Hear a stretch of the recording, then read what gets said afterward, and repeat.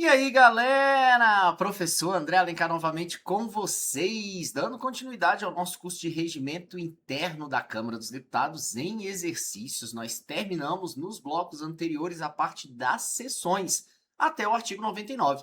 E vamos começar agora a parte das proposições. Acompanhem comigo então, vamos lá?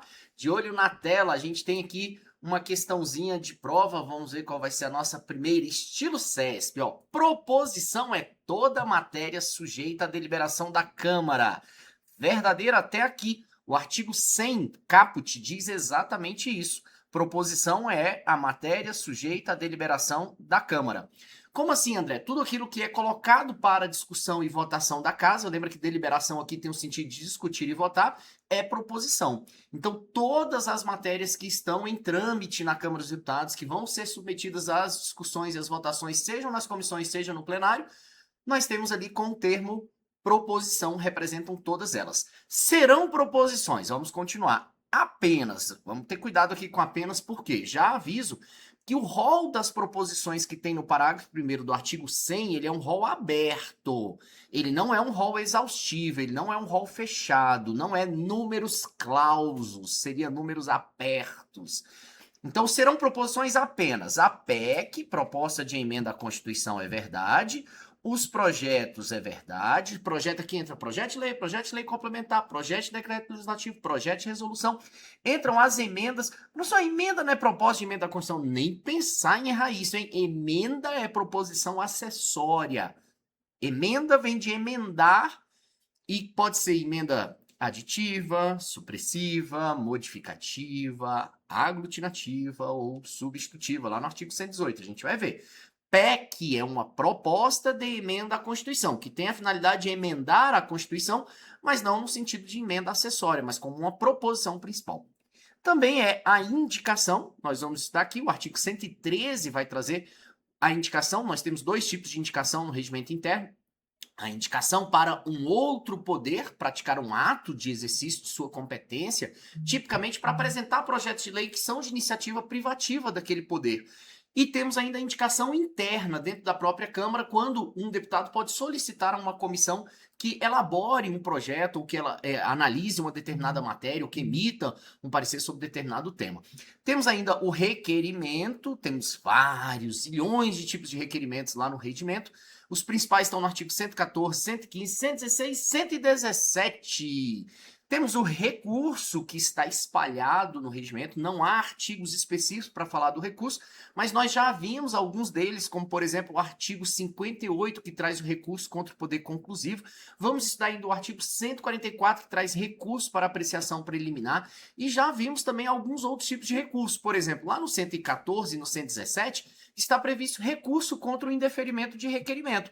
Então, recurso é uma proposição sempre para questionar uma decisão anterior, sempre para tentar solicitar uma nova decisão sobre uma determinada decisão anterior, né? E o parecer, que é a proposição por meio da qual uma comissão se manifesta, normalmente dando sua opinião sobre a matéria. Mas faltou aqui a PFC, tá? PFC, que é a proposta de fiscalização e controle, não podemos esquecer dela, estudamos lá no bloco das comissões, né, naquela parte das comissões, nós estudamos as propostas de fiscalização e controle, e temos ainda outras proposições no regimento. Então, o apenas torna a questão falsa.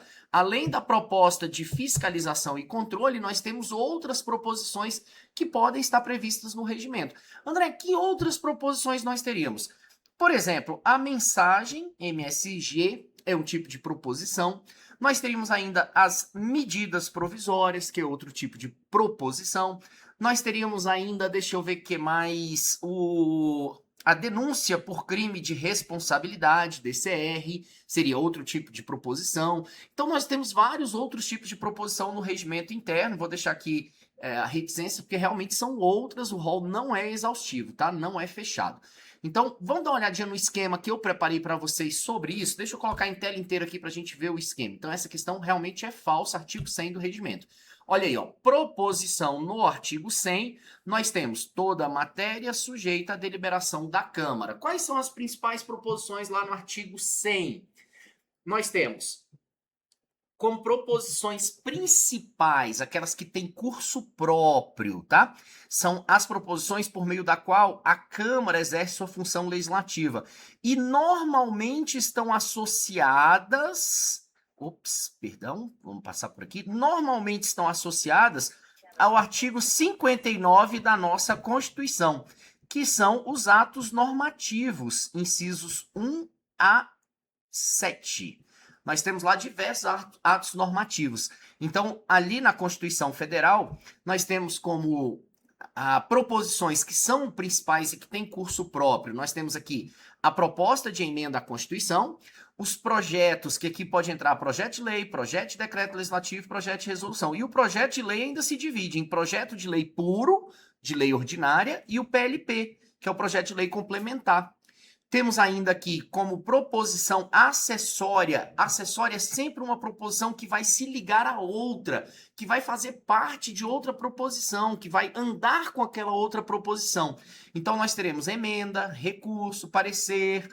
São tipicamente proposições acessórias. Por quê? Porque eu só posso emendar algo, eu só posso recorrer de algo, eu só posso dar parecer em algo. Então, já existe uma proposição previamente nesses casos. Cuidado, André, e o requerimento? O requerimento, eu vou deixar aqui com o nome REC, ele transita. Ele pode ser uma proposição principal, pode ser uma proposição acessória, vai depender do tipo de requerimento. Mas ainda que seja uma proposição principal, muito cuidado, o requerimento jamais vai receber parecer. Tá? Os requerimentos não são sujeitos a parecer de comissão, eles não são sujeitos à discussão. Então o requerimento ele tem sempre essa ideia de provocar uma decisão mais rápida, de ser uma proposição que, ainda que seja principal, que não esteja atrelada a outra, ela é uma proposição para ser deliberada de forma mais imediata, mais rápida, tá? Que não fique ali sujeita à discussão e parecer. Então, nós temos aqui ainda outras proposições que não vão ser classificadas exatamente iguais a essas aqui, mas nós temos aqui, por exemplo, indicação, que nós já falamos, proposta de fiscalização e controle, que nós já falamos. Coloquei aqui o requerimento novamente, que pode ser principal, pode ser acessória. E temos proposições fora do rol, porque o rol não é exaustivo. Se você entrar no site da Câmara dos Deputados e for lá em atividade legislativa, pesquisa por proposições, já aparece um rol imenso. Então, nós temos proposições que não estas que estão no artigo 100 do regimento interno, tá? Acredito que com esse esqueminha aí você consegue matar tranquilamente as questões que caírem sobre proposição na sua prova, pelo menos esse primeiro artigo do regimento. Vamos lá, questão inédita estilo FGV. O professor trouxe aqui para vocês aquelas questõezinhas, ó, supimpa, lá da década de 80, essa gíria. Determinado deputado do partido X, a fim de elaborar uma proposição que pudesse ser pautada de deliberação na Câmara dos Deputados, questiona seu assessor a respeito dos requisitos de uma proposição. Requisitos de uma proposição.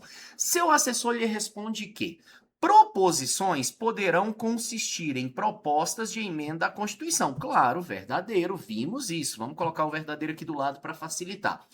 Nenhuma proposição poderá conter matéria estranha ao enunciado objetivamente declarado na ementa ou dele decorrente. Verdadeiro.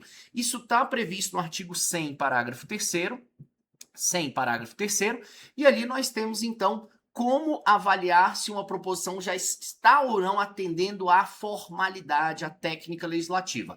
Regra é que cada proposição traga a ementa. A ementa, aquele trechinho de texto explicativo que é alinhado à direita e também recuado um pouco mais ali no recuo da esquerda, né, bem no cantinho da direita, para que possa ali já trazer o enunciado objetivamente declarado da matéria.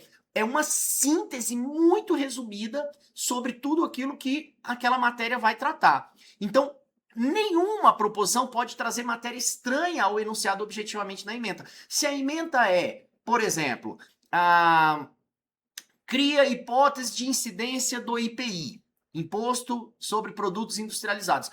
Então, na ementa que está enunciada, eu só posso encontrar na matéria que veio na proposição aquilo que está conexo com a ementa. Eu não posso encontrar na matéria outras disposições, que é a matéria estranha, que é aquilo que a gente também estudou lá em processo legislativo como emendas, né, que traziam o famoso contrabando legislativo, né, que o STF chamava ali também carinhosamente, como os deputados também chamam, de jabuti. Então, emendas jabuti, elas vão trazer coisas estranhas para dentro do projeto. Isso é vedado, nenhuma proposição pode trazer, isso é previsto no regimento no artigo 100, parágrafo 3º, isso é previsto em outras posições regimentais que a gente ainda vai analisar aqui, e isso também está previsto, pessoal, na Lei Complementar 95 de 98 e em outros regimentos, Regimento Senado, Regimento Comum, Resolução 1 de 2002, Resolução 1 de 2006, então sempre tem que ter essa pertinência temática entre o que está declarado na ementa e o que está dentro da proposição.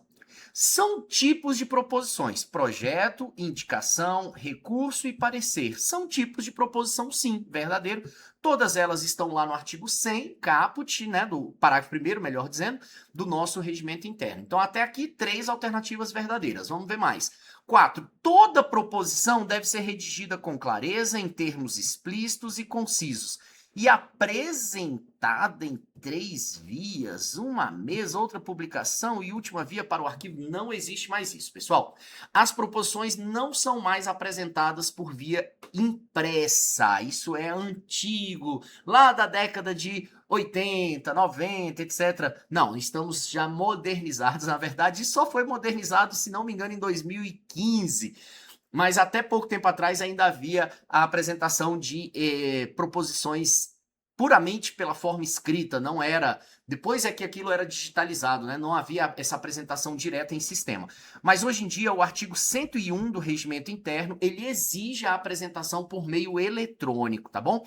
Então, o item 4 aqui é falso, porque tem que ser hoje por meio eletrônico. André, mas e os agentes externos que não têm acesso ao sistema da Câmara? Como é que eles vão fazer? Tem previsto no regimento, no artigo 100 também, que os autores externos vão poder apresentar suas proposições e elas serão inseridas no sistema eletrônico na forma que dispuser o ato da mesa. Então, artigo 101 do regimento interno. 5. Propostas de fiscalização e controle, por somente tramitar perante comissão, é verdadeira, ela somente tramita perante comissão, não vai para o plenário, jamais, não podem ser consideradas proposições. Podem sim, podem ser consideradas proposições. Então ficaram certos os itens 1, 2 e 3, 1, 2 e 3, letra B de bola, achamos aqui o gabarito, ok? Então, para primeira parte, introdução aqui do artigo 100 e 101 do regimento, vamos ainda fazer um apanhado aqui das disposições gerais do regimento, que vão ali do 100 até o 130, mas tudo aquilo agora que envolva a chamada técnica legislativa. Por quê? Porque aqui é técnica legislativa, vamos colocar aqui TL como técnica legislativa, e isso aqui também é técnica legislativa, ó. Técnica legislativa. Então vamos fazer um apanhado de disposições sobre a técnica legislativa. Eu trouxe um esqueminha aqui para você, daqueles que você gosta. Eu vou deixar em tela cheia para facilitar a sua visualização. Olha só, a proposição, técnica legislativa e outros requisitos. Técnica legislativa e outros requisitos. Então, ó, toda proposição deverá ser redigida com clareza, em termos explícitos e concisos e apresentada em regra eletronicamente, artigo 100 do regimento interno. Ementa, também tem lá no artigo 100. Nenhuma proposição poderá conter matéria estranha ao enunciado objetivamente declarado na ementa ou dele decorrente. Então, aquele textozinho lá do canto, ele vai trazer de forma sintética tudo aquilo que está na proposição. Fundamentação ou justificação, justificativa, também é outra forma de você chamar, tá? Pode ser justificativa ou justificação, artigo 103. Toda proposição vai ser fundamentada por escrito ou verbalmente, e se verbalmente, depois ela vai ser inserida, a sua cópia lá do diário oficial, onde ela foi justificada, vai ser inserida no sistema, tá? Então, depois vai ser meio que reduzido a termo para que seja colocado em sistema. E na hora de redigir os projetos, ó, aqui cuidado. Aqui a gente está falando de proposições em geral, agora aqui já é específico para projetos, artigo 111. Ao falar dos projetos, eles falam assim, ó, os projetos eles têm que ser divididos em artigos numerados. André, mas isso não vale para toda e qualquer proposição, não? Não, nem sempre. Por exemplo, você vai fazer um requerimento, não precisa estar dividido em artigo. Você vai fazer Um recurso não necessariamente você tem que dividir em artigo. Eles têm que ser, agora, os artigos dos projetos. Projetos aqui entra PEC também, tá? Apesar que PEC é proposta de emenda à Constituição, mas vai valer para PEC também. Tem que ser redigidos de forma concisa. André, mas concisa já não estava escrito lá em cima? Tava para todas as proposições, agora específico para os projetos. Tem que estar de forma clara. Clareza também era um requisito original lá das proposições, ó, clareza e concisão. André, se eu for ler a Lei Complementar 95 de 98, eu vou encontrar essas coisas lá? Com certeza. Lembra que, inclusive, o cargo de processo legislativo e gestão, até pouco tempo atrás, ele se chamava analista de técnica legislativa. Então, para mim, era imprescindível que esse conteúdo fosse cobrado, inclusive, no concurso. Mas é claro, como professor, eu torço por você e espero que não cobrem. Quanto menos conteúdo, para você, melhor, né? Mas no Senado, por exemplo, esse conteúdo foi cobrado no último concurso para analista de processo legislativo. Então, eu entendo que é um conteúdo bem interessante para a gente conhecer sobre a técnica legislativa. É um aprofundamento dessas disposições regimentais. Voltando aqui na tela, deixa eu colocar em tela cheia, facilita a sua vida. Então, vamos lá. Olha só. Divididos em artigos numerados, redigidos de forma concisa e clara, precedidos sempre da respectiva ementa. Ah, André, toda proposição tem que ter ementa, mas eu vou ter que ter ementa aqui especificamente nos projetos. Sim, exato. Ó, nenhum projeto poderá conter duas ou mais matérias diversas. Não pode ter duas ou mais matérias diversas. Todo projeto tem que falar de uma única matéria, tá? Outras regras sobre projetos que a gente ainda vai estudar lá na parte de tramitação, mas eu vou adiantando um pouquinho aqui para facilitar a sua vida. Toda proposição, aqui já é regras genéricas de proposição, toda proposição tem que estar formalizada em termos. O que quer dizer formalizada, André? Escrito na forma adequada. E em termos, André? É justamente por escrito, né? Ter os termos ali próprios da proposição. Toda proposição vai receber uma numeração, vai ter distribuição em avulsos, que atualmente a gente faz no SILEG, que é o sistema de tramitação legislativa da casa. Então, hoje em dia, você não precisa mais fazer as publicações impressas, tá? Você pode fazer a publicação hoje diretamente no SILEG. Então, essas são as regras mais importantes sobre proposições. Creio que vocês, sobre técnica legislativa das proposições, creio que com isso a gente consegue matar algumas questõezinhas de prova que tentar buscar aí disposições separadas do regimento, tá? Vamos lá? Ó, caiu para consultor 2023. Pedro, deputado federal, apresentou projeto de lei ordinária. Então é projeto, fique esperto. No qual buscava disciplinar duas temáticas de competência legislativa privativa da União. Mas espera aí, ele apresentou um projeto para tratar de duas temáticas? Olha como é que a prova de consultor já te traz maldade, né? Então eu não posso ter duas temáticas diferentes no mesmo projeto. Quais sejam? Exploração de recursos minerais e garantias cambiais. Gente, são duas coisas diferentes. Exploração de recursos minerais é uma matéria, garantias cambiais é outra matéria. Tem que estar em projetos separados, tá? A serem ofertadas em operações de comércio exterior. Garantias cambiais a serem ofertadas em operações de comércio exterior. Ao receber a proposição, o presidente da Câmara, lá no artigo 137, observou que são duas matérias diferentes, não vai admitir, obviamente. O que ele vai fazer? Devolver ao autor para que ele possa corrigir, tá? O presidente da Câmara observou corretamente à luz do regimento que, em relação à diversidade de matérias, aqui ele foi bonzinho. O projeto deve ser rejeitado liminarmente pelo presidente? Não é bem uma rejeição, tá? A gente tem que buscar aqui a melhor alternativa. O presidente vai devolver ao autor. Não é bem uma rejeição liminar. Porque se fosse uma rejeição liminar e o presidente não tem competência para fazer rejeições liminares, é como se a Câmara estivesse votando a matéria e rejeitando. Então não é uma rejeição, tá? Ter sua tramitação assegurada. Falso. Não posso ter a tramitação assegurada, porque não apresenta qualquer irregularidade, considerando que ambas as matérias são de competência privativa da União. Ser privativa da União é um requisito essencial. Na verdade, pode ser privativa, poderia ser concorrente também, mas ser da União é um requisito essencial para as matérias tramitarem na Câmara dos Deputados. Porém, isso não basta. Eu tenho que também respeitar essa proibição de assegurar duas matérias distintas no mesmo projeto. Então, letra C, deverá ser devolvido ao autor pelo presidente. Correto. O artigo 137, ele trata dessa temática. André, mas 137 não está nesse bloco de questões. Eu sei, mas é difícil muitas vezes pegar uma única questão com 5 alternativas e encaixar num único artigo. Mas o artigo importante aqui é o artigo 111, que veda que os projetos tenham duas temáticas diferentes. Se tiver duas temáticas diferentes, tanto o artigo 112, que fala que é possível devolver o autor para que ele retifique, para que ele corrija, quanto o artigo 137, que é mais específico ainda, que o presidente vai devolver ao autor, para que promova sua adequação regimental, sendo cabível recurso ao plenário. O recurso ao plenário está previsto no 137, parágrafo, acho que segundo, a gente pode conferir.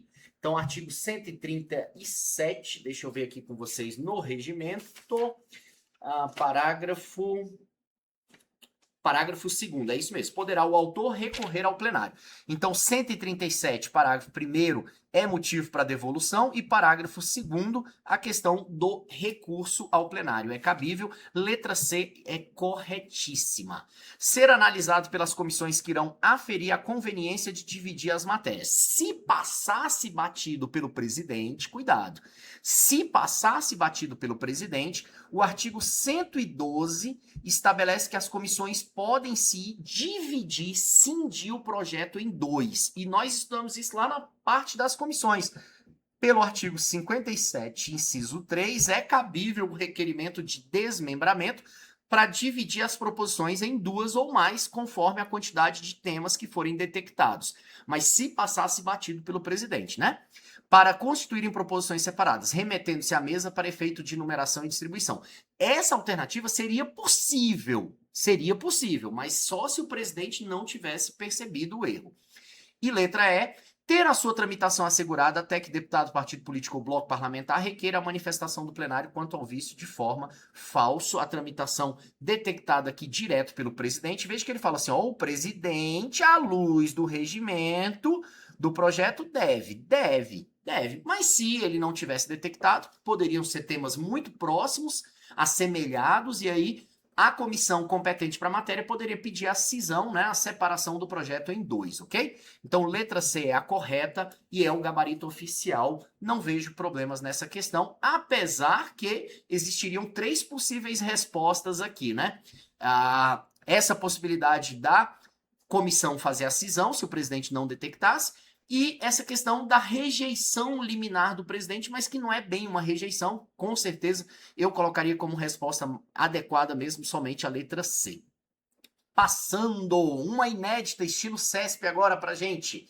Vamos lá. Nenhuma proposição poderá conter matéria estranha ao enunciado objetivamente declarado na ementa ou dele decorrente. Verdadeiro, é o artigo 100, parágrafo 3º. Mais uma, agora estilo... Opa, para o outro lado, André. Agora estilo FGV. A publicação de proposição no Diário da Câmara, a publicação, pessoal, eu trouxe essa questãozinha só para a gente dar uma treinada. Ela está prevista no artigo 107, é uma chaticezinha que a gente tem que saber. O artigo 107, ele vai trazer o que deve ser publicado. Ele diz assim, ó...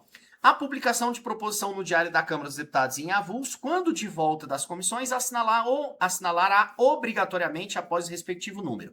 Eu vou ler tudo e a gente já vai matando aí a questão.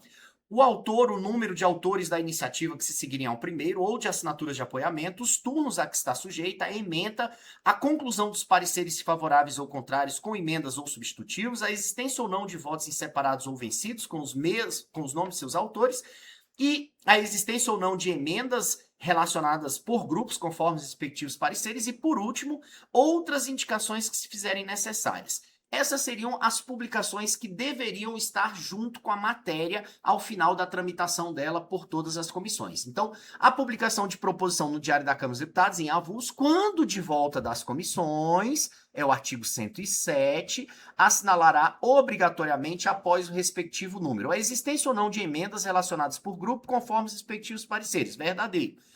Os turnos a que está sujeito, também vimos que é verdadeiro. A existência ou não de votos em separados ou vencidos com os nomes de seus autores, também verdadeiro.